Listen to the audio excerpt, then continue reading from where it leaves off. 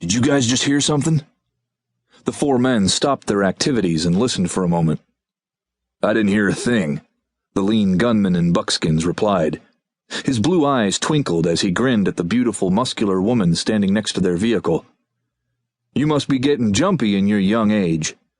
He placed his hands on the pearl grips to his Colt pythons, one revolver in a leather holster on each hip, and chuckled. "I knew you'd get antsy," he stated, "the closer we got to home." "I ain't jumpy, white meat," the woman responded indignantly. "I thought I heard something move in the woods." "Did you hear anything, Geronimo?" the blond warrior asked one of his friends. Geronimo, a superb hunter and tracker, and one of the only members of the family with any vestige of Indian blood in his veins, shook his head. "Nope, sure didn't, but I was talking to Blade." His dark hair swayed as he turned his head, his brown eyes probing the surrounding forest. Blade, the head of the warrior unit known as Alpha Triad, rose from his kneeling position by the fire he was preparing for their midday meal.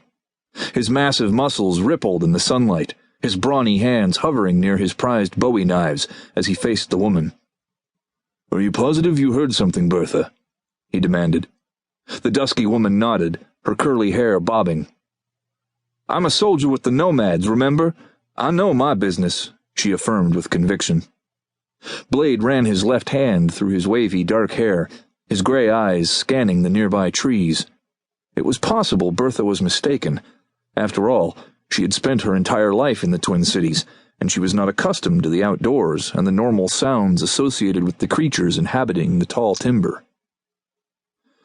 "I wish we were back at home," the fifth and final constituent of their party said, a tall man with flowing brown hair and a beard and mustache.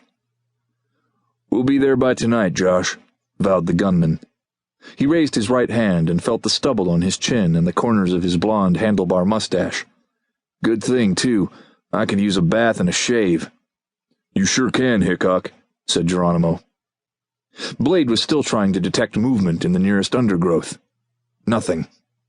Bertha must be wrong. He could feel the burning sunlight warming his naked chest, soothing his wounds.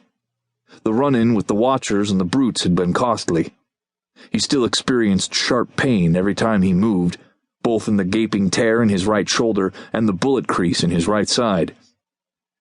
"You're not exactly a rose either, pard," Hickok commented to Geronimo. Blade smiled, wondering how Hickok was holding up, knowing the family's supreme gunfighter was in even worse shape, with a nasty gash over his right eye and 4 relatively minor bullet wounds, a nick on his neck, a scrape on his left heel, a furrow along his left side, and a hole in the fleshy part of his left shoulder, almost in the same spot where he had sustained another gunshot during their struggle with the trolls. If his injuries were bothering him, Hickok was doing a superb job of disguising the fact.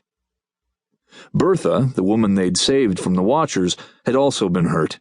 Her left arm was heavily bandaged, the legacy of a brute's attempt to consume her, to literally eat her alive. Bertha was wearing a baggy flannel shirt, covering the bandage, and jeans confiscated from one of the dead Watchers. Geronimo, still attired in a green shirt and loose-fitting pants sewn together from the remnants of an old tent, had received several bumps and bruises, but nothing serious. Of all of them, only the empath, Joshua, was uninjured. He was standing calmly at the rear of the transport, his hands folded in front of his waist, serenely gazing at some white clouds on the far horizon. Even his clothes, faded brown pants and a light blue shirt, made from a discarded sheet, were the least torn and worn. Joshua wore a large Latin cross around his neck. Blade lazily stretched, relishing the peace and quiet. He had taken a pair of green fatigue pants from one of the larger Watchers to replace his ragged jeans. Like Hickok, Geronimo, and Joshua, he wore moccasins. Bertha had placed new black boots, again from one of the vanquished Watchers, on her scarred feet, toughened from years of going without shoes. She had giggled when she had placed the boots on, delighted at the luxury. "Well, you're getting the fire started," Hickok said, addressing Blade. "I reckon I'm going to go water a tree." "Water a tree?" Bertha repeated, puzzled. "It's his quaint if dumb way of saying he's going to take a piss," Geronimo explained. "I still can't get used to the way he talks sometimes."